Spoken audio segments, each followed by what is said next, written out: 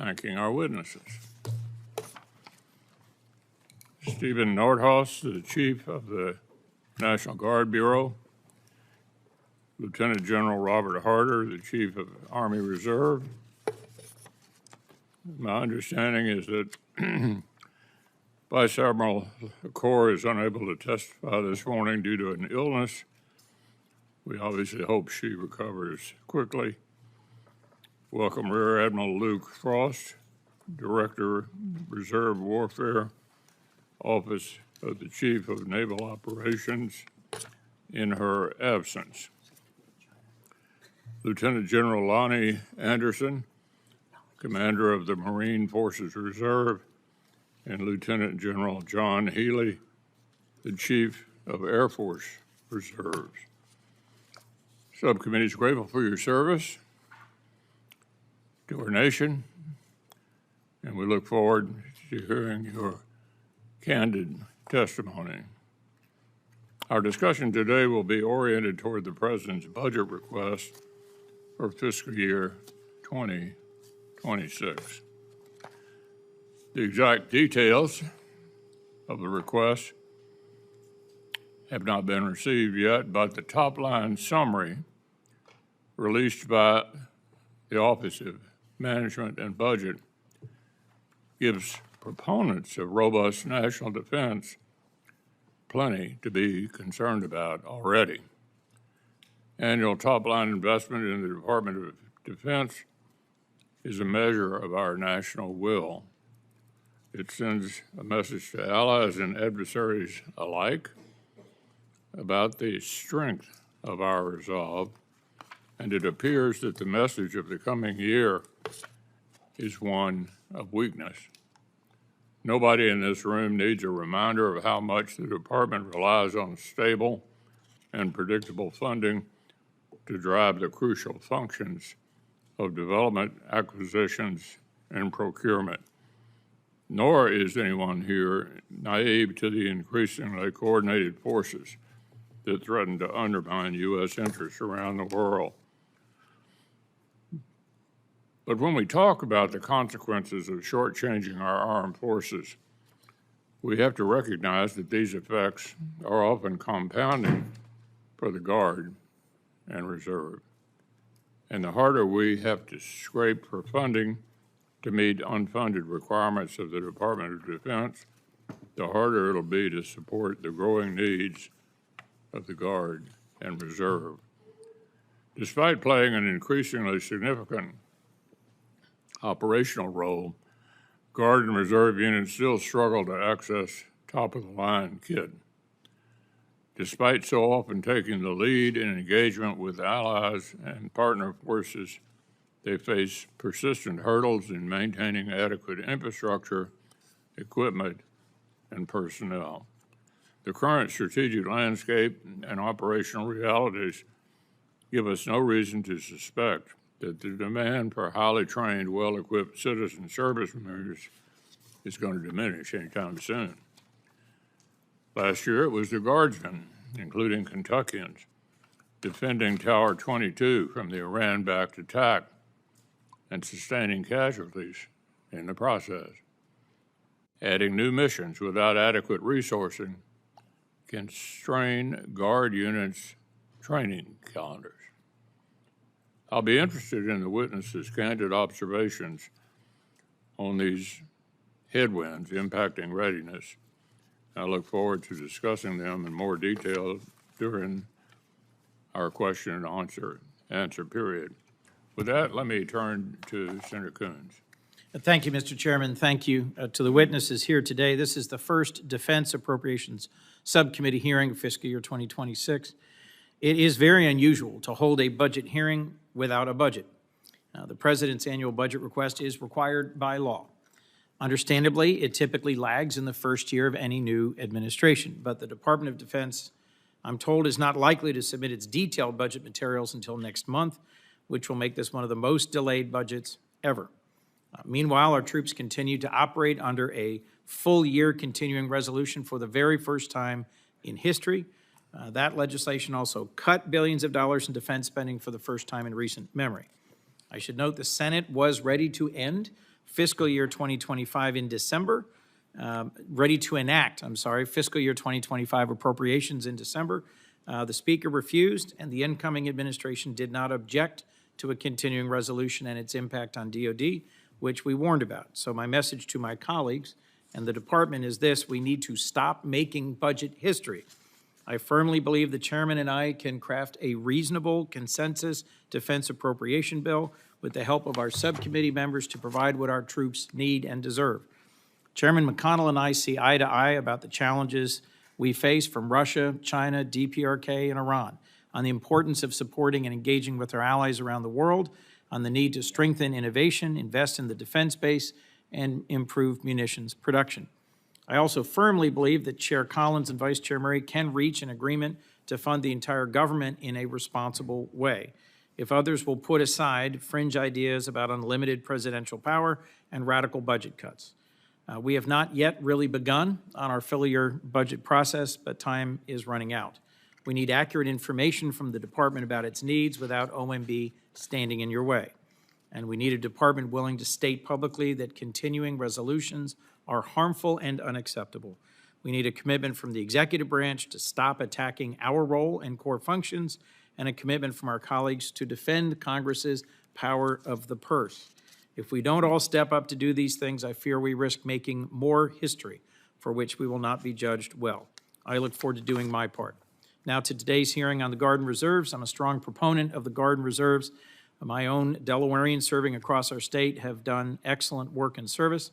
It requires an extra level of commitment to keep one's civilian life and career going and to be ready and willing to drop all of it at any moment for your nation. For our part, Congress and this subcommittee must ensure each of the components testifying here today are trained, equipped, and ready to answer that call. This subcommittee has to ensure you are ready for a demanding conflict, especially in the Indo-Pacific, at the same time tending to domestic needs. We know the Southwest border deployments are taking more time and money, and I believe risk eating into readiness and training. I'm concerned our nation has crossed a red line by asking our military to serve effectively as law enforcement personnel domestically, something I will ask about during this hearing. Hurricane and wildfire season is also upon us, and I look forward to hearing from each of the witnesses about how you're balancing the demands, particularly the National Guard. I am concerned about the service's readiness and the 1-2 punch of cuts to your O&M accounts to pay for operations abroad and at the border, items normally covered in a supplemental, and the civilian hiring freeze and deferred resignation program. I understand your military technicians have been exempted from the hiring freeze, but OPM's requirement to personally approve every new civilian is creating significant hiring backlogs. I look forward to hearing how you're handling these. Last, about the state partnership program.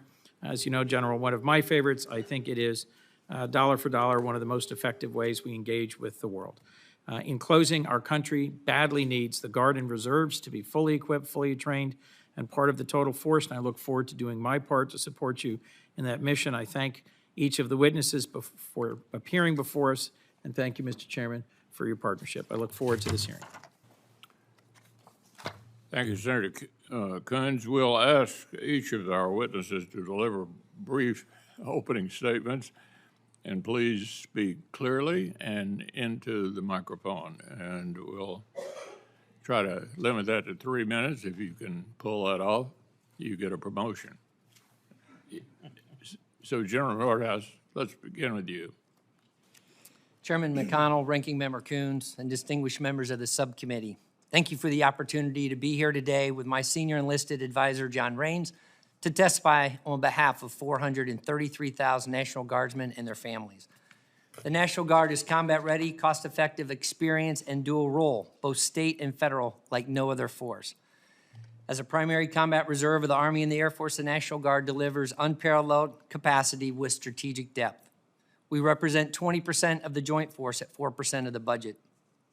Since 1636, our unique force has served in every one of our nation's wars. The National Guard's mission triad of homeland warfight and partnerships aligns perfectly with the President's vision of peace through strength and the Secretary of Defense's priorities to restore the warrior ethos, rebuild our military, and reestablish deterrence. In today's complex and dangerous strategic environment, your National Guard has 34,000 Guardsmen globally engaged, serving in every combatant command. We are building elite units with combat power to deter our adversaries and when called upon, win our nation's wars.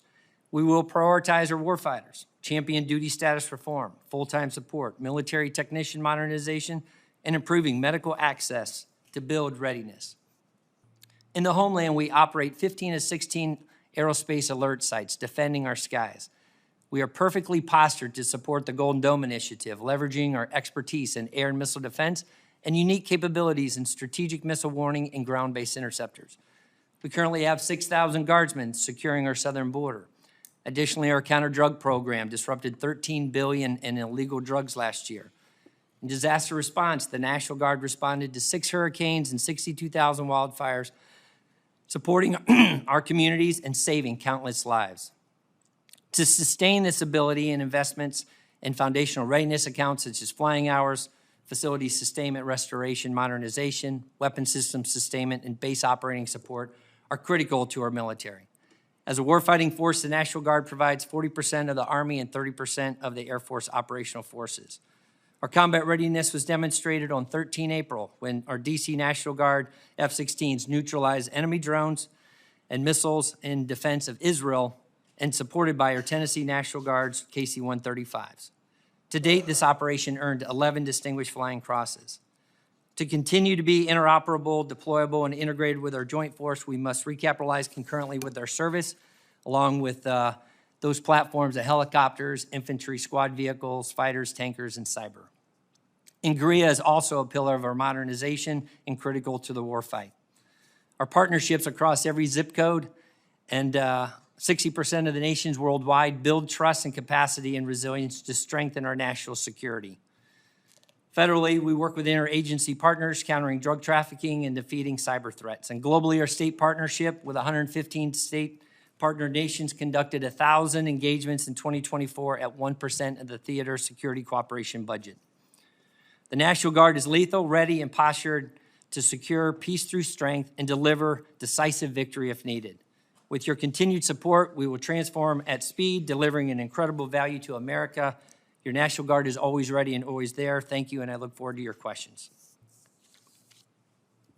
Thank you, General. General Harder. Chairman McConnell, Ranking Member Kuhn, and distinguished members of the subcommittee. On behalf of the more than 180,000 soldiers and civilians and their family members that make up your Army Reserve, it is an honor for me to be here today, along with my command chief, CW5 LaShawn White. Simply put, your Army Reserve exists for one purpose: to deliver combat-ready soldiers at point of need in support of the Army and the nation. First and foremost, I want to thank you for your continued support of our warrior citizens. NGRIA specifically makes a tremendous difference for the Army Reserve as we look to keep pace with modernization efforts. We are thankful for the $131 million appropriated this year. NGRIA drives combat readiness for our formations, and our combat readiness is critical. During a recent mobilization tabletop exercise, Army planners highlighted that 99% of all Army bulk fuel transportation support resides in the Army Reserve. 99%. We are not a strategic formation. We are an operational force by design and necessity. We are the enabling force for the joint fight. To that end, nearly 9,000 Army Reserve soldiers are currently deployed globally across all combatant commands, including over 700 soldiers serving on our southern border. Our challenges have been relatively consistent over the last several years, with our largest problem areas being inadequate manning in our formations, aging facilities that don't support our training requirements, and poor equipment readiness. We are working hard to help ourselves. Regarding manning, we are working with the Army. They recruit for us to increase accessions and hold recruiters to account. We are driving on retention, implementing health and holistic fitness programs across our footprint, and revising processes for more deliberate career management of our part-time TPU population. On the facility side, we are thankful for our military construction and sustainment dollars, but we simply are not resourced to adequately maintain or sustain our aging reserve centers. As a result, we are relooking our stationing model with a focus on investing our precious facility dollars in locations that support recruiting and retention and allow for readiness-producing training. Finally, maintaining our equipment is hard. Nearly 80% of our equipment is stored at equipment concentration sites located across the country. These sites are funded to just 50% of our full-time mechanic requirement. To offset this challenge, we've initiated a pilot program to store critical fleets at forward locations in Europe and the Pacific. And we've remissioned our internal support maintenance companies to conduct their annual training at our centralized sites, turning wrenches, fixing our equipment, and improving readiness. There are 3 areas that I would ask for your continued support. First, continued support of our reserve pay accounts, RPA, despite our end strength challenges. We are aggressively managing our people and seeing increased participation rates at our battle assemblies. RPA dollars make a difference. Continued support of NAGRIA. NAGRIA allows us to procure modernized equipment that drives lethality and readiness. Over the past 3 years, we've purchased 2,300 mission command systems, significantly improving our formation's ability to communicate effectively on the battlefield. Finally, we need consistent and predictable funding. Army Reserve soldiers balance civilian careers with military commitments, and continuing resolutions force us to delay, curtail, or cancel training events. Predictability is essential for our soldiers, their family members, and their civilian employers. We appreciate your support. Again, thank you for the opportunity to be here, and I look forward to your questions. Thank you, General Harder. Admiral Frost, why don't you go ahead? Good morning, Chairman McConnell, Vice Chair Coons, and distinguished members of the subcommittee. On behalf of our Chief of Navy Reserve, Vice Admiral LaCour, thank you for the opportunity to address you on this force of which we are all extremely proud. For 110 years, the Navy Reserve has provided strategic depth for the fleet to deter aggression and, when required, prevail in combat.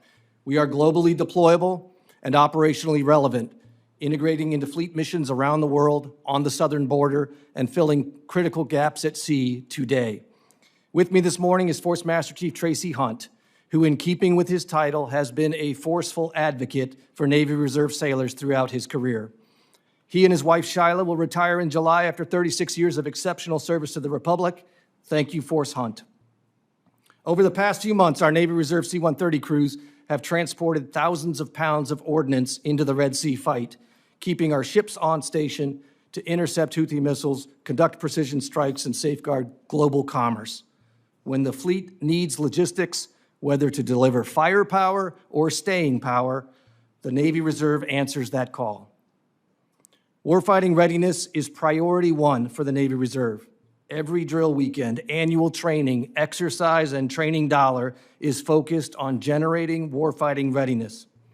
In April, the Navy Reserve officially met our authorized end strength for the first time since 2020, a result of exceptional recruiting combined with high retention. Today, 15,000 of our roughly 58,000 reservists are on active duty orders, serving in every AOR around the world.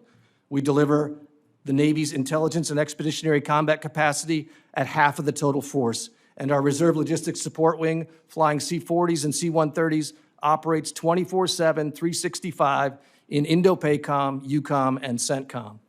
The Navy is designed to operate as a distributed maritime force, which demands an agile supply chain, and the Navy Reserve fulfills that demand.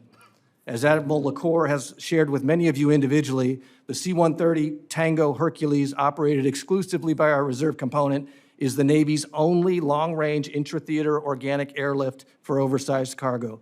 That capability is in high demand from our fleet commanders. Last year, Navy Reserve airlift transported more than 80,000 passengers and 20 million pounds of cargo, sustaining expeditionary and carrier strike groups in every theater, delivering dive and salvage teams, resupplying critical munitions, and providing vital repair parts to keep P-8s on patrol in the high north, to keep F-35s flying in the Pacific, and Aegis destroyers on station in the Red Sea. However, our fleet is aging and lacks the integrated survivability systems to operate in a contested environment. Recapitalizing with the KC-130J remains our #1 equipment priority to ensure we can effectively execute and sustain intra-theater logistics missions in persistent operations today, in 2027, and well beyond. We're grateful for the strong bipartisan alignment on that priority. Finally, NAGRIA is an essential appropriation as well for the Navy Reserve, and we are grateful for these high-impact dollars, but we need more. My requirements greatly exceed the Navy's percentage of NAGRIA, and we would benefit from a more balanced apportionment of NAGRIA because the Pacific fight will undoubtedly stress the maritime services. Chairman McConnell, Vice Chairman Coons, and members of the committee, thank you again for your continued support of your Navy Reserve and our sailors, civilians, families, and employers who execute and enable our mission success. I look forward to your questions. Thank you, Admiral. General Anderson. Good morning. Chairman McConnell, Ranking Member Coons, and distinguished members of the subcommittee. Thank you for the opportunity to testify on behalf of the Commandant of the Marine Corps about your Marine Corps Reserve. I'm honored to be here with my senior enlisted leader, Sergeant Major Edwin Mota, and my Command Master Chief, Mike Mussett, who's going to retire here after 32 years of service. The Marine Corps Reserve is a critical element of the total force, essential to meeting current operational demands while enabling the deliberate modernization of the active component. We serve as a scalable, ready force provider, reinforcing all three Marine Expeditionary Forces. We prioritize battalion-level deployments, but retain the flexibility to deploy smaller, mission-tailored elements to meet our emerging requirements. It has been a busy year since my last testimony. Reserve Marines are increasingly assuming operational missions that give active units the time and space to retrain and modernize. This balance between crisis response and future force design is fundamental to our strategy. Initiatives like the Littoral Craft Companies exemplify how we're integrating new platforms and capabilities into reserve formations while supporting our services experimentation and innovation. But time is not on our side. From a reservist perspective, the 2027 Davidson window isn't 19 months away. It's 72 drills and 30 days of annual training. That's all the time we have to build and maintain lethality required for the pacing threat. So every repetition counts. Our training must be deliberate. Our investments must be targeted. And our reserve members, already balancing civilian careers and family commitments, must have access to modern platforms and realistic training on day one. Continuing resolutions and budget uncertainty introduce challenges to these opportunities. We thank this committee for continued support through NAGRIA, especially for the Marine Corps Reserve. It's not just a funding line, it's a warfighting requirement. These funds allow us to field and sustain the platforms, communication systems, and equipment that Marines need to train as they fight. NAGRIA enables reserve forces to integrate with active forces by equipping them with modern capabilities at pace. And with a 99% execution rate across recent fiscal years, the Marine Corps Reserve has proven its ability to execute with discipline and speed while maintaining our service's clean audit. The Marine Corps Reserve is not a force in waiting. It's a globally engaged operational force. We're deployed forward and delivering combat-ready Marines to meet today's and tomorrow's security challenges. And the Commandant has made clear that fully engaging the reserve component is one of his top priorities. Reserve Marines bring unmatched depth, resilience, and asymmetric advantage to the fight. And with your continued support, they will remain not only a force in readiness, but a force of consequence. Thank you, and I look forward to your questions. Thank you, General. General Healy. Chairman McConnell, Ranking Member Coons, distinguished members of the subcommittee, on behalf of the 67,000 men and women of the Air Force Reserve and my senior enlisted advisor, Chief Master Sergeant Israel Nunez, it's an honor for me to be here today. The Air Force Reserve embodies warrior ethos through operational capability, strategic depth, and surge capacity across every core mission, both overseas and here at home. With a proven 72-hour response time, we are always ready. Whether it's combat operations, hurricane hunting, or fighting wildfires from the air, we're supporting federal, state, and local agencies ensuring the safety and security of our citizens. From those citizens, we recruit and train from the best our nation has to offer, holding them accountable to uncompromising standards. If properly resourced, citizen airmen are the cost-efficient solution to the Department of the Air Force, providing more Air Force. We operate our installations 28 days a month with just 25% of our force. Compared to our active duty counterparts, we deliver mission-ready airmen for only 30 cents on the dollar. We are efficient, accessible, experienced, and we are lethal. The Flying Hour program is the foundation of our mission readiness and lethality. However, the $145 million O&M mark in the full-year CR left us $26 million in the hole. Flying Hour required plan will likely exhaust program funding by early September, putting aircrew proficiency at risk. Our FY2026 budget request outlines our Flying Hour requirements, fully trained, agile, combat-ready aircrew. The best operators obviously need the best equipment, so thank you for the $132 million of NGRIA, but our readiness is still at risk. Disproportionate Air Force Reserve legacy divestment without programmed recapitalization fails to provide equipment parity. By 2030, our CAF portfolio will decrease from a 20-year average of 9% of the total force to just 3%. This represents a 44% loss in operational surge capacity, sidelining the world's most experienced Title X fighter pilots. Concurrent and proportional fielding provides significant return on investment through affiliation and retention, but that is not happening. Modernizing platforms drives the DoD's competitive advantage to deter Chinese aggression. Through strong international relationships underpin deterrence. And in the past year, we've established the Reserve Allies and Partner Program, or RAP, to formalize international partnerships and have conducted 28 bilateral engagements with 19 key partners. We're building partnerships through key leader and mill-to-mill engagements, deliberately planned exercises, and force development. Our allies and partners' interest in Air Force Reserve integrated base defense and a professionalized NCO Corps helps build successful global partnerships and serves as a powerful deterrent. Thank you for the opportunity to appear before you today and your continued support of the Air Force Reserve, our citizen airmen, and their family. I look forward to your questions.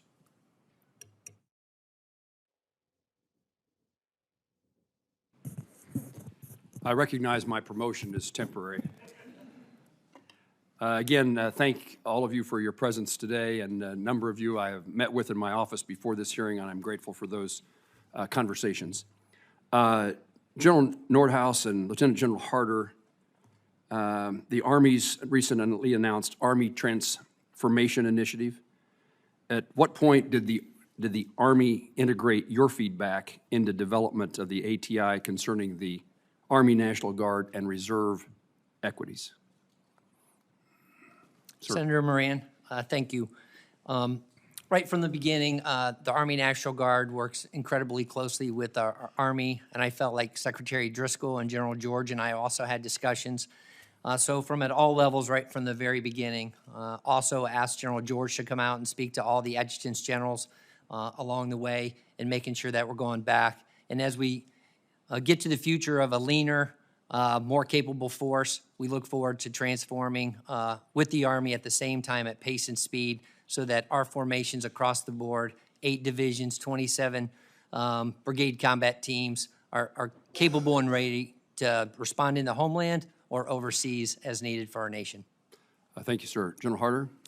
Senator, thank you for that question. We were nested with Big Army on the big ideas from the beginning as the Chief and the Secretary were working through this, and we continue now to work through the details. So our teams are nested with Component 1, and it's transformative, it's collaborative, and we're driving on end state to make the entire Army more lethal. In regard to the future, working on it, continuing to work on it, with the Army no longer procuring gray Eagles, has the Guard been involved in discussions about other capabilities to fill that gap and provide the Army a deep sensing multi-domain capability? Absolutely, Senator Moran. As we look at the Gray Eagles that was appropriated in 2023, those will be stationed in Arizona. And as we look to the future on other divisions receiving UASs, we're working very closely with the Army on what those systems will be in the future to bring that warfight capability to those adversaries where it's hard to get to, it's critical, but we need to have the right platform in the right place to be able to be over the joint force and make sure they can bring that critical information and capability to the warfight. You expect the Guard to be continue to be engaged in that kind of activity? It's not going to go away, it's just going to be a different form? Absolutely, Senator. As we look to the future, the different platforms, we'll have to work with industry, the defense industrial base, and with the Army very closely as we look over in Ukraine and other places in the world. UASs are a significant part, and we have to be able to keep pace and really outpace. And Air National Guard brings incredible innovation and capability to this space.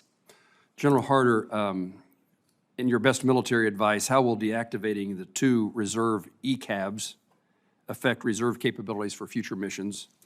And what capability gap does this divestment create? You know, Senator, again, I've told the Chief as we discuss this and the Secretary, the United States Army Reserve exists, as in my opening statement, to support the total Army and the nation. We have a lot of capability in which we are the bulk of that capacity. Aviation is not one of those formations. We do use our aviation. I was just in Norway, where our aviation, Army Reserve Aviation helicopters were delivering 3rd Brigade, 82nd Airborne Division on an air assault. And so we are and have been nested with our Compa 1 teammates. So will there be an impact? There will be. But we are continuing to work through that with the Army to mitigate. My number one concern right now is taking care of our aviators and their crews. So we have some very seasoned pilots, and so we're looking, how can we partner with the Army National Guard, with my teammates in active duty, where they can fly active component aircraft. The key is to maintain, qualifications of our pilots, our aviators, our crew chiefs, and so that's what we're driving on right now. In that regard, a recent RAND study shows that reserve component pilots are more experienced and cost-effective than active duty pilots. The study also recommends that the Air Force reevaluate its bed-down plans for the KC-46A to maintain an efficient balance between active and reserve components.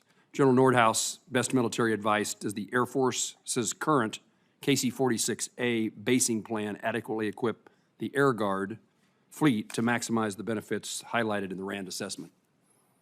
Senator Moran, as we look at the critical capability of air refueling, it's needed by all of our combatant commands here in NORTHCOM as well, and then as we look at securing and defending the homeland. As we look at the KC-135s and the Air National Guard, certainly those need to be recapped in the future, and we look forward to working with the Air Force at the concurrent and proportional pace to be able to recapitalize those forces. As you know, MOB 7 will be identified in the 4th quarter of 2025 for that KC-46, and we look forward to that being announced. And then we also look forward to additional KC-46s, MOBs in the future as we work with the Air Force on what future transitions look like for our air refueling fleet. My time has expired, but while I have the gavel, I have one more comment. Senator Bozeman, I'll be recognizing you momentarily. I just wanted you, General Nordhaus, to highlight, I have an interest in the state partnership program, give you the opportunity to highlight the importance of that program. Thank you, Senator Moran. The state partnership program began back in 1993 with 12 nations and 12 states, and today we have 115 partners globally at 1% of the theater security cooperation. I was recently over in the Indo-PACOM theater and met with Timor-Leste. It's the latest democracy with Rhode Island. That partnership's only 3 years old, and it would seem like they're 30 years old in that partnerships. And so these partnerships globally create resiliency, they build partner capacity, and they build trust across the board. Our partners have also went into combat together, and as I look at CTC rotations and as we do training exercises, they continue to do those together. So there's recent ones coming up where we have Colorado and their state partners and other states meeting up with their partners to train together. And so that capacity building around the globe and trust is just priceless. Thank you. Senator Bozeman. Thank you, Mr. Interim Chairman. You're doing a wonderful job. Thank all of you all. I enjoy so much visiting in the office with you all. I appreciate your service. I appreciate all you represent. And most importantly, I always know that after I get done talking with you, I know that you've got the best interests of trying to keep us safe, and so importantly, trying to keep the people that are serving under you safe and secure also. General Nordhaus, this is a question that you're going to hear, I hope, a lot today, and I hope you all comment on it periodically. But we know that operating under a full year CR creates challenges for our military, especially National Guard and Reserves. Can you explain how the fiscal year, full year CR has impacted readiness and what the potential impacts of a second consecutive full year CR would be on the National Guard and Reserve components? Senator Bozeman, thank you first off for Congress and the year-long CR added NGRIA funding and state partnership program funding and AGR funding. And so we appreciate even under a CR, funding was added to keep those critical programs going.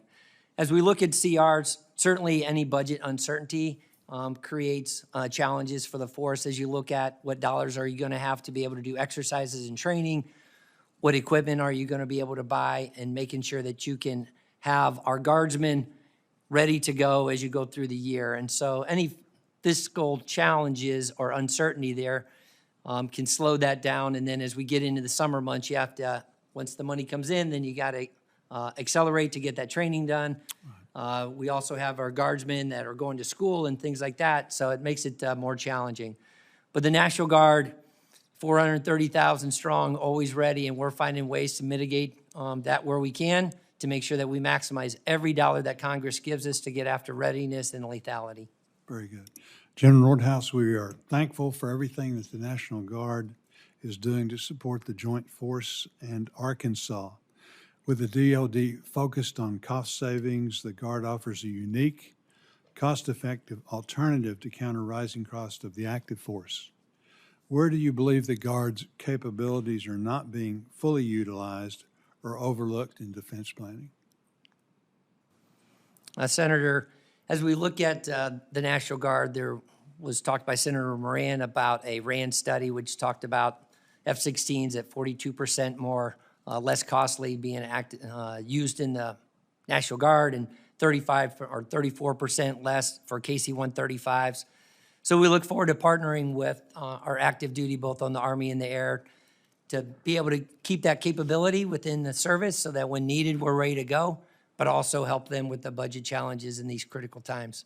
Are there specific areas where the committee should prioritize to ensure the Guard is properly funded to meet both its federal and state responsibilities?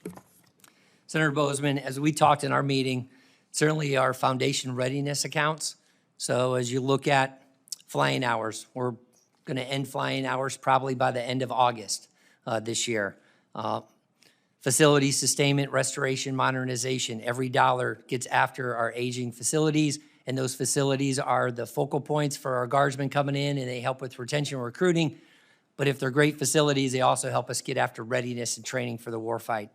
Weapon system sustainment, having the parts and the equipment ready to go. So our full-time force is able to prep that equipment and have it ready to go. So when the guardsmen, traditional members show up, that they're put on equipment that's ready to go so that they can use every minute that we have for them over the weekends or when they're on duty to be able to get after building that readiness for the warfight.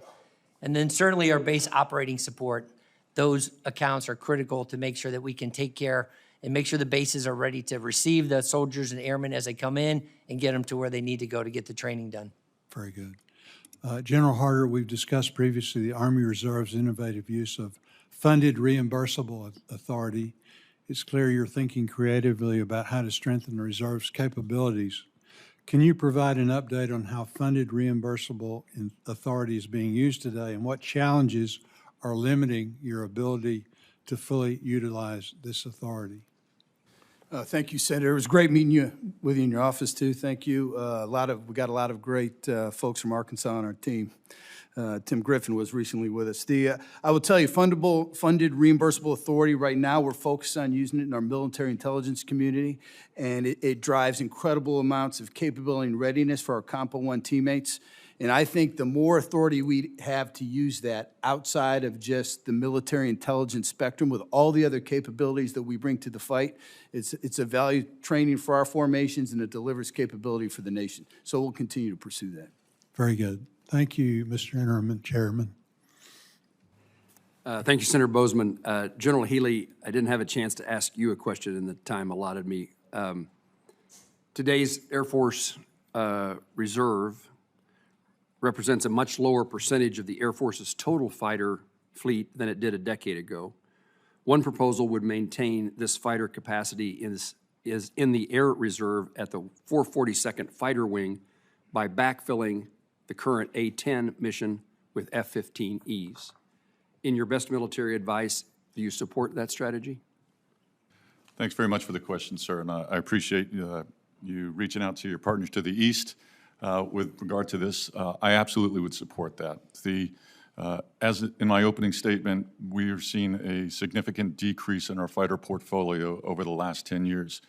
In addition to Whiteman scheduled to divest in 28, Davis-Monthan is scheduled to divest their A-10s prior to that. There's no planned recapitalization yet for the Moody A-10s. The Nellis F-16s are divesting at the end of this year, and there is no program replacement for the F-16s at Homestead past 2027. All significant decreases in our fighter portfolio. Specifically to the 442nd, these are the guys and gals that specifically are the warrior ethos. With the scheduled divestment of 2028, they volunteered to go deploy one last time in 27 to make sure that they get one last chance to give the hog a look. They're a fantastic unit, and they're one of the fun units to go visit as well. With regard to recapitalization, there is no planned recapitalization, but I see the opportunity to provide more Air Force, and the 442nd is an opportunity to provide more Air Force. I provided data supporting the fact that an F-15E 220 engine, we can operate $28 million cheaper a year than the active duty can. We can provide cheap rails for the fight, and that's one of our benefits. An EX squadron, barring procurement, we can operate at $24 million cheaper. An F-16 unit, we can provide at $12 million to $16 million cheaper per year. Each of these opportunities I've provided to my senior leadership and to the programmers for consideration, and my hope is that they'll consider them further to maintain the fighter floor that Congress has put in place and maintain the floor with regard to divesting the F-15Es as well. Thank you for your answer. You can see this is an important issue for me to be advocating for that rival state, Missouri. We do mostly just fight across that state line, but this is a benefit to both states and certainly to the country. So, Yes, sir. Thank you. thank you very much. General Nordhaus, I want to see if you can highlight for me the value of red teams. The 184th Air Wing in Wichita provides red team capabilities across the force. In your best military advice, do you think the current red team force structure is adequate? And if your answer is yes, then I don't need to ask my second question, but I assume the answer might be that it could grow and have a mission. And Senator, I just want to make sure I understand the question. You're talking about your cyber red teams? Yes, yes, sir. Excuse me. Yeah, as we look at this cyber capability in the Air National Guard, it is robust. We have 12 cyber protection teams right now and multiple capabilities across on the Army National Guard side as well. Cyber is a growing area where we look at not only defense, but offensive capability, and the red teaming to be able to come in there and work back and forth is critical.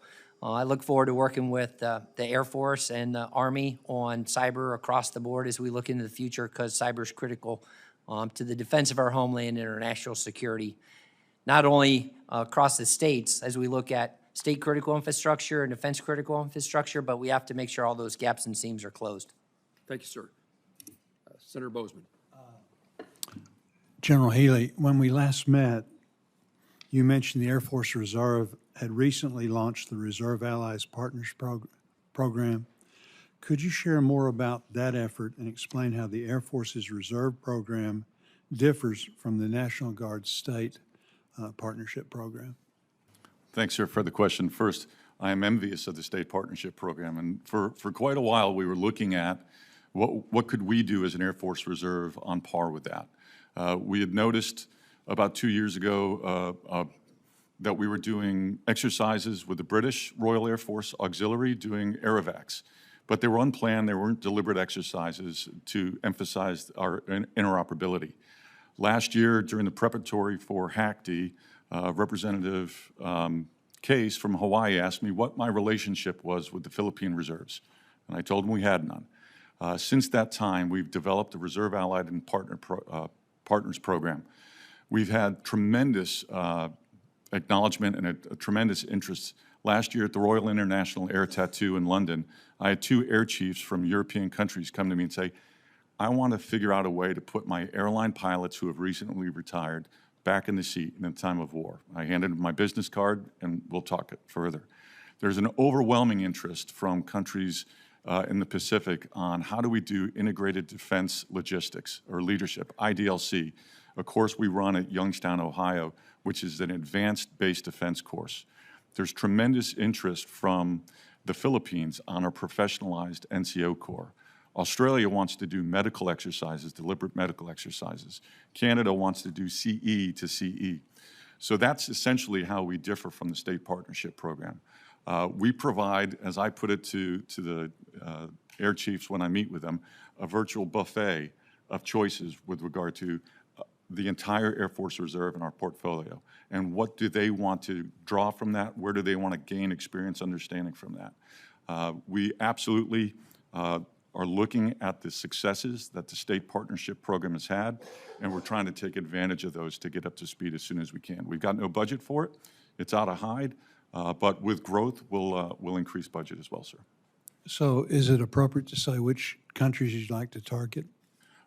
Sir, typically what we're looking at is targeting larger air forces with established reserves.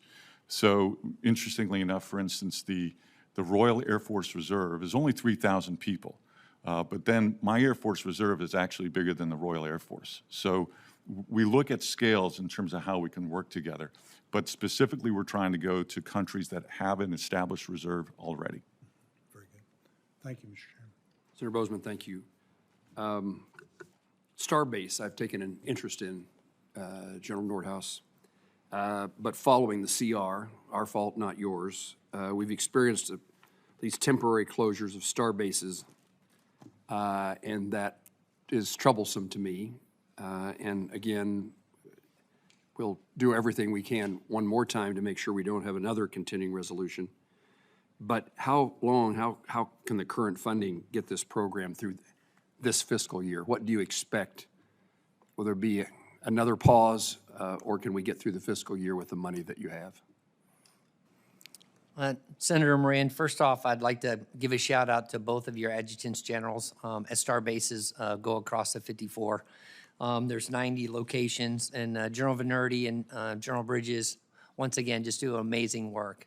And so as we look at this star-based program, I don't have the exact dollars, so we'll have to get back to you, but I know how important those programs are, the STEM, and what they bring to the fight and to our youth as we get after building our youth so that they have those engineering and mathematical skills that we hopefully bring into the National Guard or to our armed forces so that we can have the best and the brightest and the most skilled, capable people to defend our homeland, respond in the homeland, and win our nation's wars if needed. I'll get back to you on the statistics and facts. Thank you very much. We were discouraged to learn that star bases were going to conclude their work, and enough money, fortunately, was found to keep them temporarily going. I would like to see that we make it through at least this fiscal year and give Congress another chance to, and the administration to get its work done. And thank you, Senator, for the support. You're welcome. My final question is of the leaders here who have not answered this question, for the record and for our use with our colleagues, what's your experience with the continuing resolution, what the consequences? Help us make the case that a continuing resolution is not, I mean, we've never done what has happened this past year has never happened before. Tell us why it shouldn't happen again. And I'm not sure, several of you have spoken about this, but if you have something you'd like to make the case for us or help us make the case, I'd be glad to hear your answers. General Anderson, you seemed anxious. Yeah, well, from the maritime side of the table, Senator, Yes, sir. I have three different areas really in the CR, and again, thank you for the NAGRIA under these conditions. That was certainly helpful. But where it most affects us is people. As you know, with reservists, our most precious resource is time. And what I lose is time with reservists under a CR. How? First of all, the active duty support orders, those have been turned off for the rest of the fiscal year, or any additions to that, I should say. So some of that would certainly affect our exercises and training. What we see as we integrate with the active component, as they have to reduce some of their exercises due to their operational funds being reduced, is that now there are limited opportunities for our reservists to train alongside our active component, which is exactly how we're going to operate in Indo-PACOM. And then lastly, we've had to discontinue our enlistment incentive bonuses for reservists. So now there's reserves that wanted to stay in, they haven't been able to sign up, and we're hoping for the next fiscal year that we are able to keep them on board. And as his amphibious partner here, thank you for saying the naval services. I would say, again, I would echo the thanks for the NAGRIA in the CR. Those are very C-130 informed. They're a year old.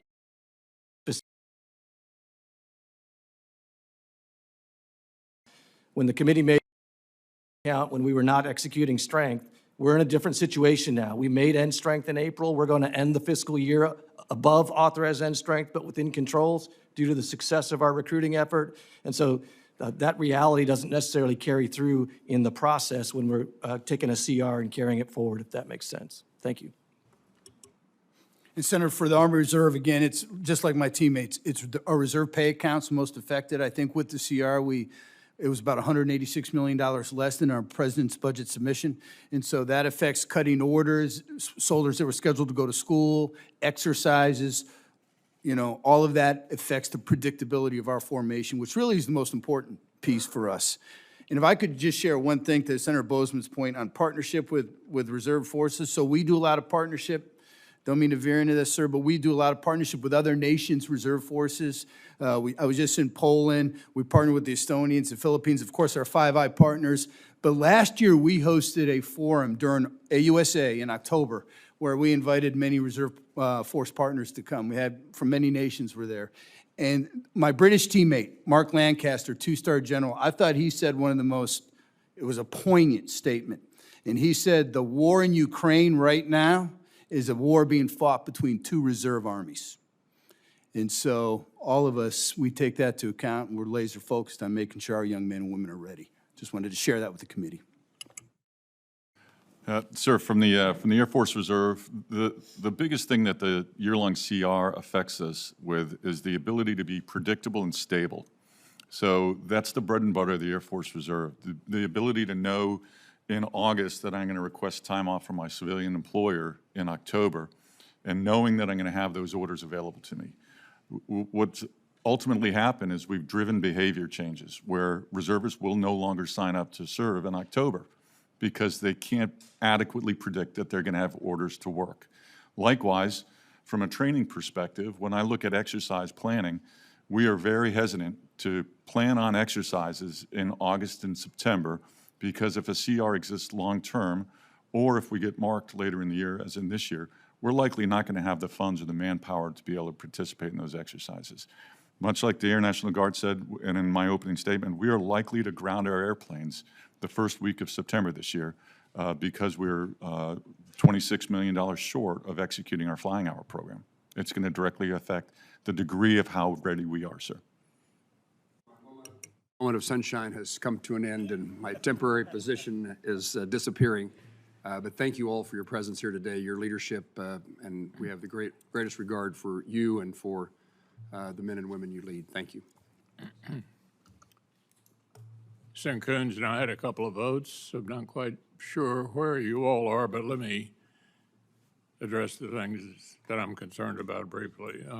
Well, what are the lessons that the National Guard and Reserve are drawing from ongoing conflicts in Ukraine and the Middle East, particularly regarding the changing nature of warfare, including the use of drones and other emerging technologies? And how are these lessons influencing training, force readiness, and future resourcing?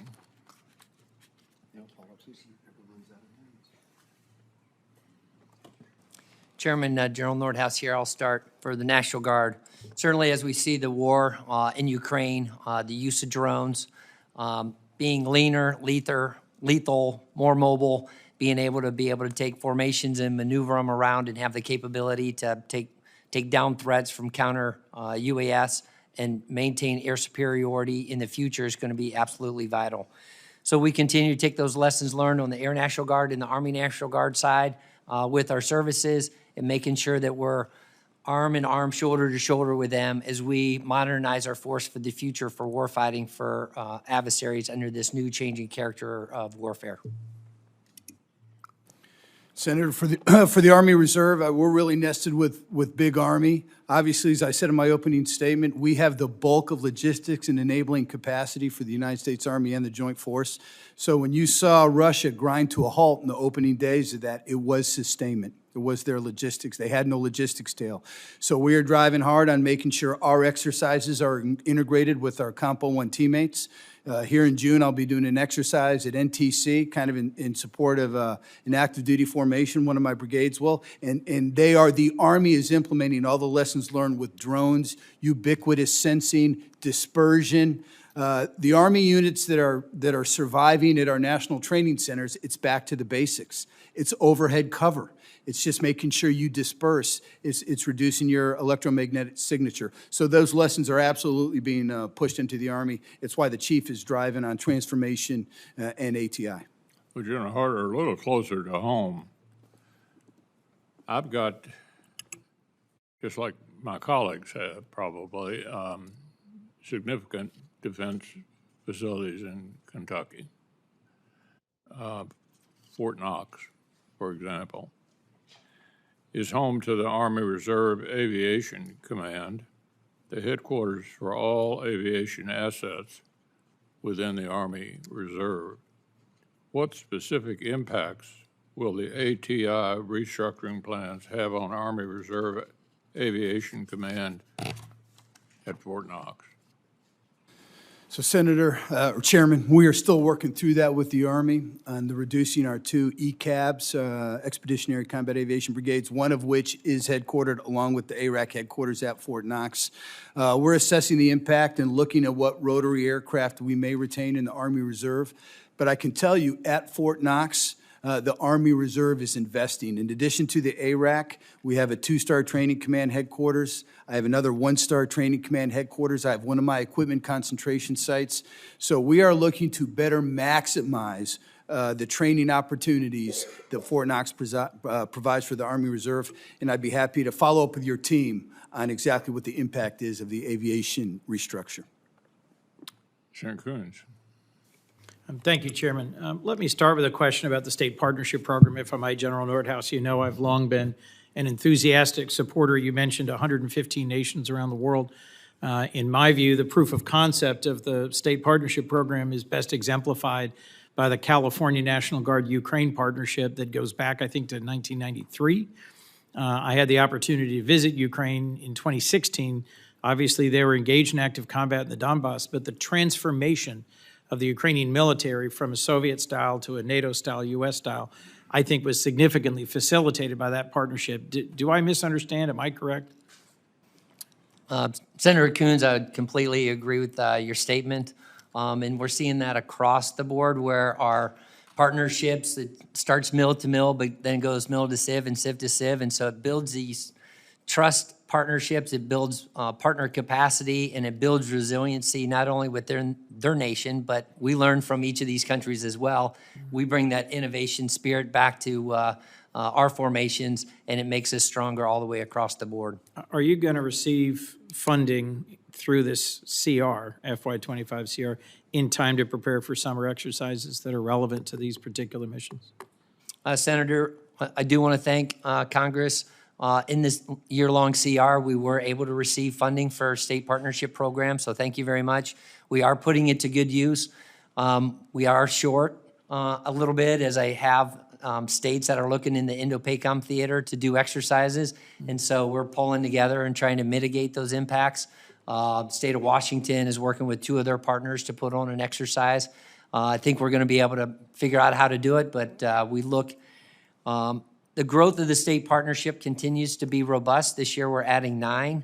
And so as we look to the future, funding of the state partnership to match the slow and steady growth, I think is very critical to that. We're seeing nations continue to want to partner, and we're seeing states continue to put in and apply for these partnerships. And they're very robust, and they really fight. And I probably get most consternation from the adjutants generals when they're not selected for, a state. But we have an incredible, transparent, and repeatable process in selecting, and we work with not only OSD, but Office Secretary of Defense, but also the State Department and the COCOMs to make sure we match up the right partners with the right states. And I have visited deployed units of National Guard from 6 different states in the field, from Latvia to Djibouti. My hope is that my state, which has long had a partnership with Trinidad and Tobago, has an air reserve or air guard function in cyber, and may well be able to expand to Malta, but that's a competitive process. Just know that I view the state partnership program as something that is a real force multiplier, low cost, high impact. We talked about KC-130s. You mentioned that as the next platform. I'm concerned about the NGRIA accounts. I think literally all of you referenced NGRIA and the importance of keeping whether it's old aircraft or other platforms working, and money that's going into maintenance that could instead be put into new platforms that would require less maintenance. I would just be interested in you are supposed to, all of you, be receiving proportional and concurrent fielding of modern equipment, but we are at or near the lowest level in a decade of that. Air Force Reserves, for example, spends nearly 70% of your NGRIA allocation just to keep very old aircraft working, money that could go to modernization because of, again, the 166 in Delaware. I'm very attentive to the C-130J modernization, but I'd be interested in your view about what's the value of modernization upgrades for C-130Js? What's the value across any of your services for more NGRIA funding and that balance between maintenance and upgrade? I'll start with General Nordhaus and then move to Lieutenant General Harder and then move to Lieutenant General Healy, if we might. I could see interest. Thanks, Senator Coons. I'm going to quickly take you back to my time flying the F-16 over forces in Iraq. And so I'm over the top, and without NGRIA, I wouldn't have a lightning pod that I could have used to save lives on the ground. I wouldn't have had the engine in the jet to give me the thrust capable to meet and defeat threats.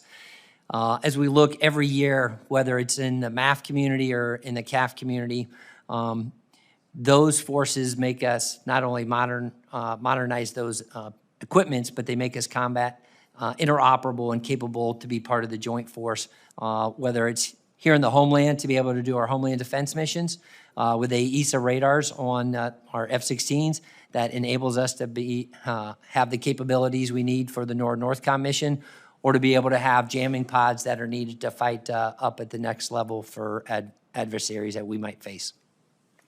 General Harder? Yes, Senator, NGRIA is absolutely essential. We receive less than 1% of the Army's procurement budget. And so our fleets are aging. I talked about the percentage of fuel and logistics support that's in the United States Army Reserve. And so we do use NGRIA to procure exactly those systems. We have been focused more on communication and network and survivability in that spectrum on the battlefield to try to encourage my Army teammates to help us with the cascading effect of that critical equipment. But NGRIA is essential to plugging that modernization gap. Thank you, General. General Healy? Yes, sir. NGRIA is an absolute essential part of our budget. That's 55% of our procurement dollars right there. We use it much like General Nordhaus said. Our F-16s at the 482nd down at Homestead, the oldest F-16s in the inventory right now, but they have an AESA radars in each one of them. They've got EW pods, and I equate it to we might be bringing a knife to a gunfight, but it's a really good knife. So we use it for modernization on that end. Meanwhile, as you mentioned, the majority of our fleet, 88% of our fleet is over 39 years old. So it's everything we can do to keep them involved in the fight through secure comms, ensuring that they know what their surroundings are when they go into the Pacific, making sure they have infrared radar detection systems, up-armored and so forth, make them more survivable as well. General Harder, you referenced in your opening forward deployment of some of your equipment into potential theaters. Could you just say a little bit more about overseas depots and how that strikes the balance in terms of training and readiness versus spending money on repair and maintenance? Absolutely, Senator. So right now, back here in CONUS, I'm funded to maintain really about 35% of my equipment. About 25% is maintained at home station. The rest, 75%, is maintained at one of my equipment concentration sites. In those mechanics, I'm funded about 50% of that requirement. So I really focus on units that are deploying, units that are going to major exercises. So we thought, why not, let's start positioning some of those critical fleets forward. We, the Army Reserve, are maintaining that. We're coordinating with Army Materiel Command. I have one-star commands in both Europe and Pacific theaters. So right now we have an maintenance company on the ground in Europe. We're looking to put one of my bulk petroleum transportation companies there, as well as an ordnance and ammo company, and we're looking to do the same thing in the Pacific. posture the fleets forward. The Army Reserve we're the ones with the equipment that's going to be called upon. Let's, close the gap on time and distance. Should something bad happen, let's have it in theater. We'll maintain it, and we're going to continue to work that pilot, Senator. So if I hear you right, the tyranny of distance means better to move the really heavy, big stuff long way first, and then have the people follow it, rather than have the people and the very heavy stuff here and not be able to move it and not be relevant if things evolve. Exactly right. Plus, we can focus on maintaining it over there. I think the my brother was second armored, the logistics lesson from those first few days of the conflict in Ukraine were huge, and that's part of the challenge of keeping an actually combat-capable force. A question to all of you. I understand there's another senator coming, so I'm just going to keep asking questions, unless you interrupt me, Mr. Chairman. Well, I think that Senator Shaheen and Senator Hoven are on the way. Is that right? Senator Shaheen. Good. Hope they get here soon. I've got more questions. On readiness, because of the CR, the continuing resolution, the department didn't make a request to pay for the southwest border or overseas operations. And both of these would normally be done in a supplemental. The way the department chose to implement the CR takes billions out of the base budgets to pay for these other deployments and missions. I'd be interested in hearing from each of you how you've been impacted by the CR generally and the trade-offs you have to make, training, maintenance, how the hiring freeze and the DRP has impacted your workforce. And I have a particular question about the MilTech shortfall. If anyone wants to speak to the OPM process and how it's working to literally have to have approved one at a time your MilTechs, I'm very concerned about how that's impacting readiness. I'll Yeah, start happy to from take General this Healy, first, sir. who seemed quite excited about the MilTech point. To get to that point first, sir, so we currently, as I mentioned in my opening statement, 28 days of the month, our full-time force is 25%, and that's what mans our bases, to keep the lights on. They're also the instructors, the evaluators. They're the ones who train and get ready our part-time force. Through normal movement, they are scheduled to move around the country into new positions, a PCS, a permanent change of station. Part of that is considered a new hire. So they apply for the job and they go. Of the 440 people that were caught in this, dual status technicians during the hiring freeze, they were considered civilians, can't move, can't hire them into the new positions, even though they were existing dual status technicians already. On April 2nd, it was identified as a major impasse to us, and they were universally exempted from DRP. Since then, of the 440, we've gotten 21 through OPM and into USA Jobs. And the direct effect on readiness is, as I stated, these are the instructors, the evaluators, the people that teach our traditional reservists how to get ready for their future deployments. So we will see an impact in the beginning of 27 or 26-1, or the first half of 26, and the second half of 26 with the readiness state of our deployers going out the door, sir. As you well know, I suspect Dover Air Force Base has both a active duty and a reserve component. They're absolutely critical to mission readiness out of Dover. I would benefit from some direct input to me, if possible, in response to my questions about how this OPM choke point is impacting Dover and impacting your units elsewhere, so that I could be constructive in offering some input to OPM and DoD broadly about how this is impacting training readiness deployments. I'll take that for the record, sir. I'll get back. Thank you. Anyone else want to speak up about the MilTech challenge, or more broadly, training readiness, and in particular, the DRP? Yes, Senator. So I'll engage the DRP, just an anecdotal point, but I bet all my teammates have the exact same challenge, and it relates to your question and comment about the hiring freeze. So, for example, at one of my formations forward in Europe, I had an office, a finance office that supports a bunch of Army soldiers. For context, the Army Reserve has about 11,000 civilians, 7,000 military technicians, 4,000 Department of the Army civilians. The finance office had 4 people in it, 3 civilians and a military. All 3 civilians took the DRP. So now I've got 1 soldier there trying to support what's going on. Then you have the hiring freeze, and you're trying to work through the authorities to backfill those positions. John laid it out well. As far as the continuing resolution, the challenge for the Army Reserve is when you have your funded last year's dollars, it's orders, It's cutting those orders for soldiers. We've curtailed exercises that we're doing this year. Schools get impacted. And right now, we're trying to figure out how to make sure we can pay all our soldiers for their statutory battle assemblies in September. So we're churning through that. We're looking for, programming authorities through the Army. But it creates a lot of turbulence, and predictability is the most important thing for an Army Reserve soldier. Senator Coons, thanks for the question. As was discussed by my teammates here, our military technicians are the lifeblood, those full-timers that are prepping everything, getting everything ready to go, whether it's on a flight line or facilities, to be able to get the equipment ready. And so anytime there's any pause or disruption in the hiring, it's going to impact readiness. So we've worked incredibly hard through the department to open that up and get that moving as fast as we can. We have had some success, but it does impact our readiness and lethality. And so we look forward to getting that back to full speed for hiring. And then on the CR, certainly consistent funding as we think about planning and exercising into the future and into the summer months, having the dollars early so that we can plan and predict where we're going to go, where we're going to exercise. And that includes the exercise we do with our state partners across the board. I'm going to ask you a last question, General Nordhaus, if I might, while Senator Shaheen settles in. I recently read DHS is requesting 20,000 guardsmen for interior immigration enforcement.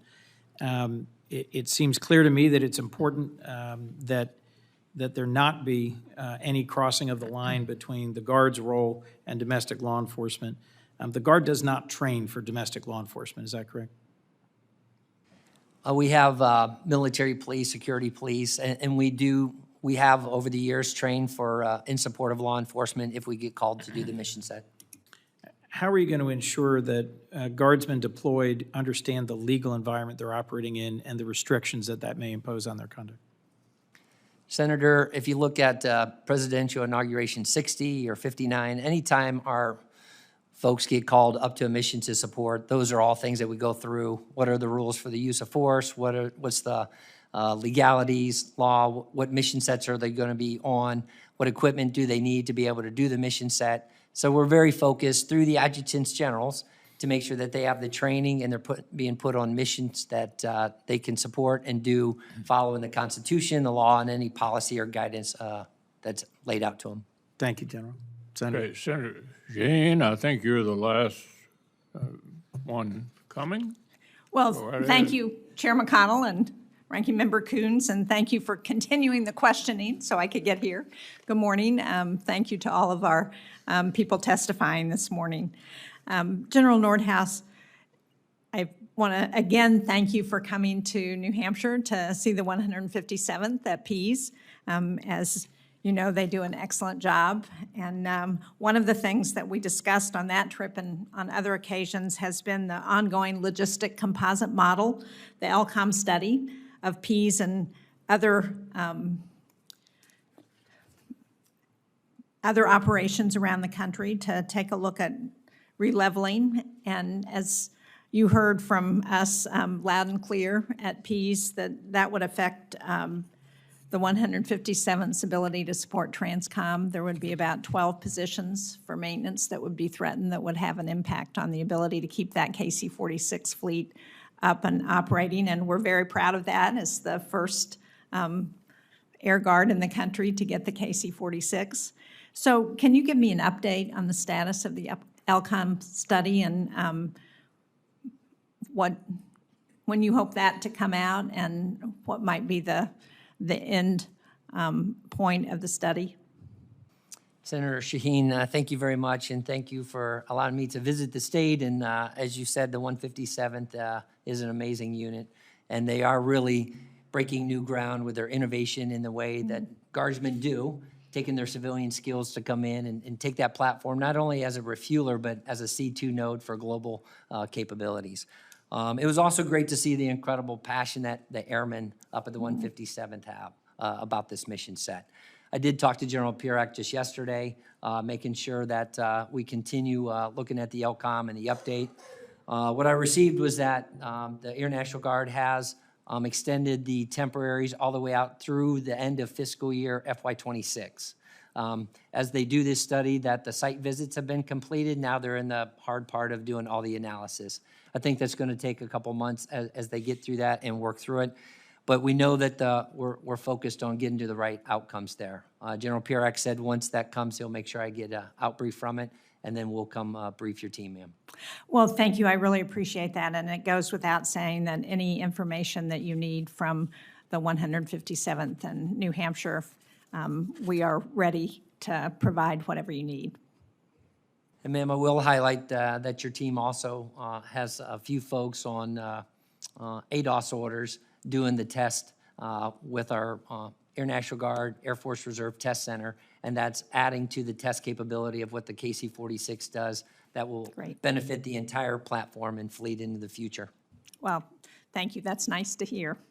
One of the other issues that we have discussed is that the National Guard has dealt differently with sexual assault than the uniform or the regular military. And I know that a number of us who have served on the Armed Services Committee thought that when we were passing some of the changes to address sexual assault in the military, that also affected the Guard. And what we've learned is that it hasn't provided the same kind of changes in the Guard that we thought it had provided for everyone. So, as I understand, sexual assault response coordinators and victim advocates are supposed to cover gaps in victim support due to the lack of full-time resources, and that the Army National Guard brigades are required to be assigned a full-time SARC and SAPR VA, but no additional full-time positions or resources have been assigned to New Hampshire's Army National Guard. Sadly, we have had some allegations of sexual assault in the Guard. They have been investigated. But can you tell me, is the National Guard Bureau planning to send additional full-time resources to states to fulfill the regulatory requirements and to address the elimination of some of these positions? First, Senator, thank you very much. The National Guard has zero tolerance. They know that from me all the way down through both of our directors and the adjutants generals. And so we take this very serious, that everybody will be treated with dignity and respect, and our service members that are war fighters, that they need to prep and be ready to go, and we got to take care of them. The Independent Review Commission had some due outs from that, and we have 70% of those complete. We'll have the rest of those complete by the end of the FY. Our prevention workforce is 85% filled out across the National Guard. We look forward to continuing that and get to 100% as soon as possible. And as you know, we also have the Office of Complex Investigations, and our progress in there has been really good to make sure our cases aren't going on. They're under 150 days. We've really made significant progress in that and making sure that we're focused on taking care of our service members. I will take a look across the board and make sure that every resource that we can get out to take care of this and make sure that we have zero tolerance and we eliminate sexual assault from our National Guard. I'll take that and do everything I can. Well, thank you. I really appreciate that. And I know that I'm sure this committee and the Senate Armed Services Committee stand ready to be helpful in any way that we can. If there are any additional authorizations or if there are particular resources that you need from us, I hope you will share that with us. Thank you, Senator. Thank you. Thank you all.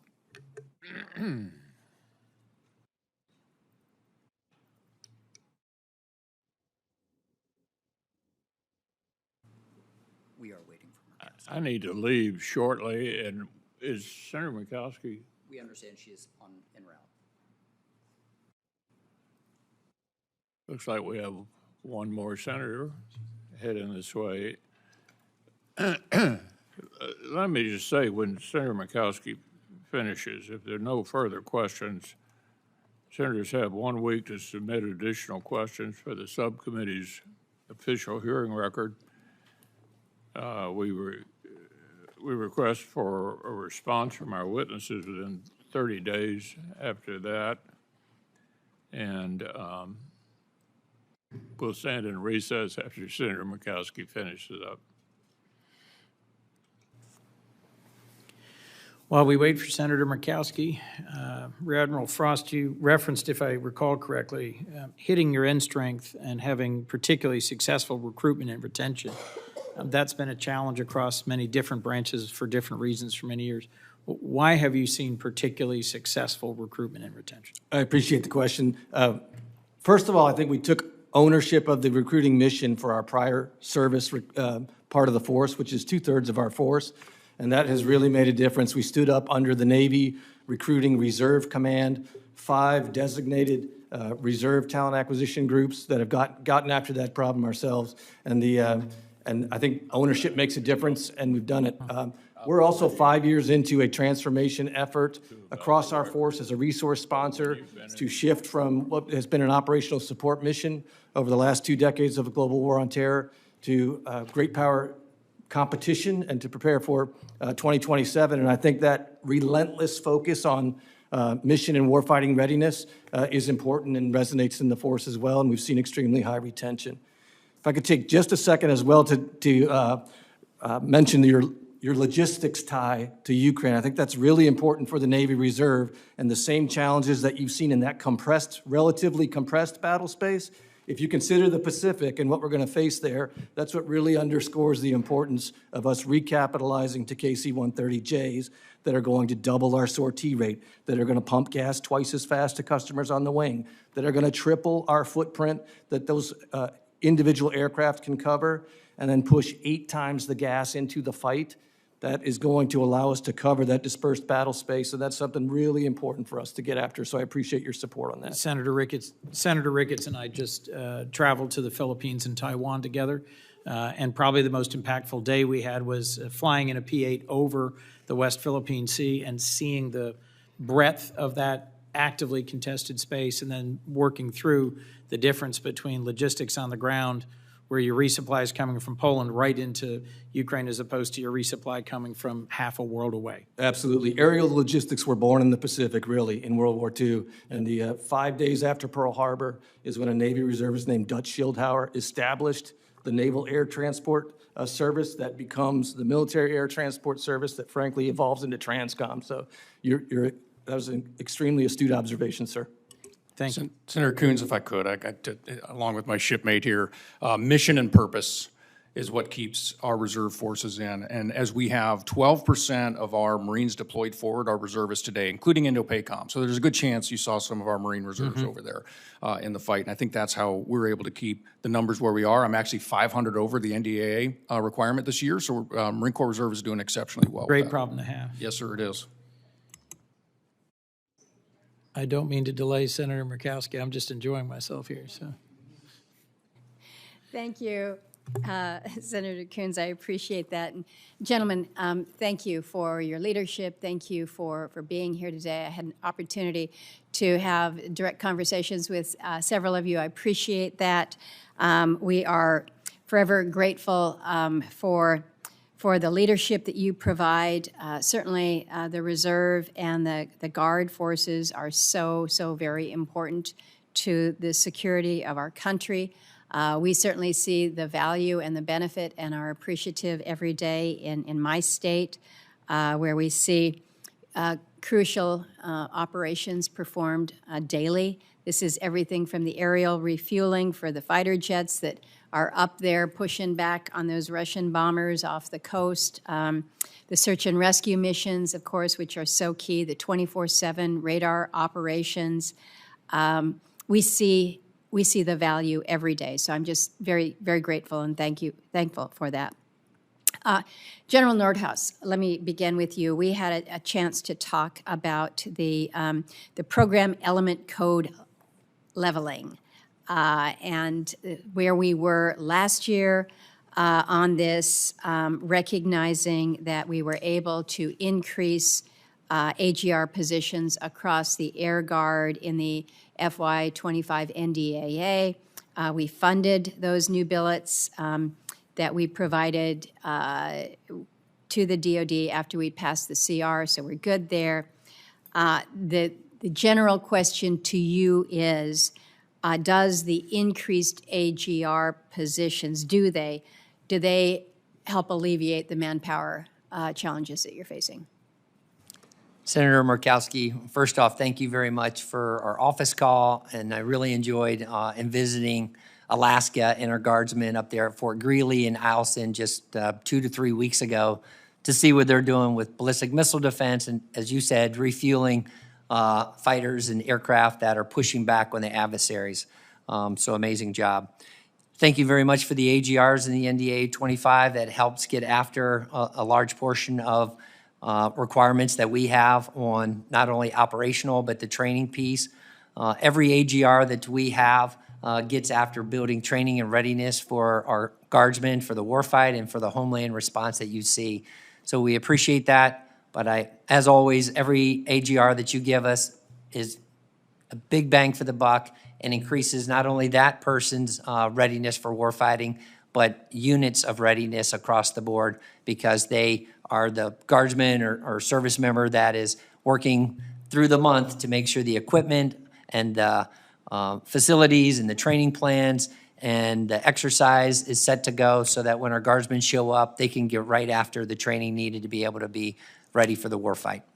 Well, we want to make sure that the numbers are where you need them.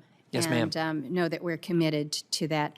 I wanted to ask you another question, and this relates to the effort, the legislative proposal that would compel our guardsmen to transfer into the active duty Space Force. This was a proposal that was largely adopted last year during the NDAA. Air Force has argued that establishing a Space National Guard doesn't make any sense. I respectfully disagree with that.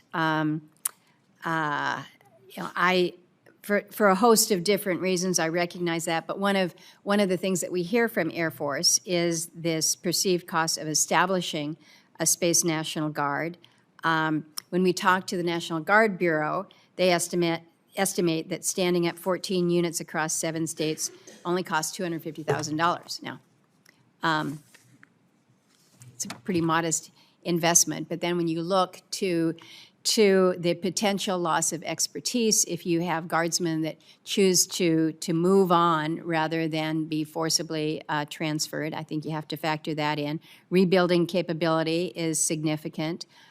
We're told, and this is a recent survey, March survey by the National Guard Association reinforces that only 8% of Air National Guardsmen currently serving in space missions expressed any interest in transferring to the active duty Space Force. So you mentioned that you were up in Greeley. I'm going to have an opportunity to be out there next week. I'm hoping to get out to Clear pretty soon as well. But this is an issue that I'm hearing folks talk about up north. And so can you share with me your perspective on a Space National Guard and the cost benefits of moving Air Guardsmen to space? Thank you, Senator, for the question. I was a previous AF Space Commander for SpaceCom in my previous role, so I intrinsically know the space demand and understand it's not a benign environment. Also, as a channel of communication from the adjutants generals and from the governors, they are support of maintaining their space mission. The National Guard has been conducting the space mission for over 30 years, as you know, with the 14 units from ballistic missile defense to space warning, space control, and we have 60% of the electronic warfare. And looking into the future, I'm excited for the National Guard, and I think we're perfectly postured to support the Golden Dome Initiative as we already do the Homeland Defense mission on multiple things, and I look forward to working with General Gutlein. We are currently executing the congressional mandate to transfer the space units, and we are focused to ensure that there is no loss of mission capability while we're taking care of our space professionals. I do look forward to working with the new secretary under his vision for space as we go into the future. I did talk to General Pierak yesterday and got the same figure, which is about $250,000, which would be really changing some name tapes and heraldry to keep the space mission in the National Guard. Well, it just seems to me that there are ways that we can do this, and some ways that are going to be more complicated and perhaps more expensive, and we're able to keep good people where they want to be, or we can make it more challenging. Last question, and this is directed to you, General Harder. We were able to talk about the National Guard and Reserve Equipment Appropriations account. I made the observation that sometimes when you are not actually able to be your own advocate for your own budget, that sometimes it might feel like there is a shortfall, or perhaps you are second in line, maybe even beyond second in line. And I get that, and I want to make sure that that you have the resources, the modernization effort that others have, that you're not kind of left behind here. We expect you to be able to be ready to deploy right alongside our active duty forces. So given what you have detailed to me about the increasing demands on the Army Reserves, can you share the prioritization that you think has to happen when it comes to the modernization efforts as we're considering our FY26 approach? No, thank you, Senator. It was great to see you yesterday. Talk a little bit about Alaska, but it is your Army Reserve again delivers 70 to 80, sometimes 90% of the logistics, sustainment, enabling capacity, not only for the Army, but for the total joint force. We currently have 1% of the procurement budget. So the NGRIA dollars that are allocated are absolutely critical. We continue to prioritize our equipment fielding, especially engineer equipment, logistics equipment, tankers. We prioritize that through the Army. We work with the Army on getting a bigger piece of their modernization effort. It's all about risk to the total force. I'm not delivering fuel to myself. I'm not purifying water for the Army Reserve. That's not why I exist. And so, again, we will continue to advocate for more NGRIA, and we will continue to appreciate your support as we continue to try to modernize and keep pace with the total force. Yeah. Well, Mr. Chairman, you know, we focus so much on those that we're actually able to see that are out there executing the mission, and we forget that jet doesn't get up in the air without the fuel. And how does the fuel get there? It's kind of like, how do the lights turn on around here, right? We forget about all that.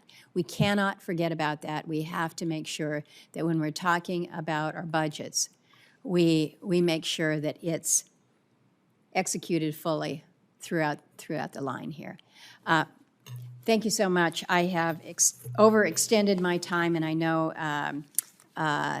our panelists have been here for a period, and just, again, appreciate the leadership and the opportunity to raise some issues. Thank you.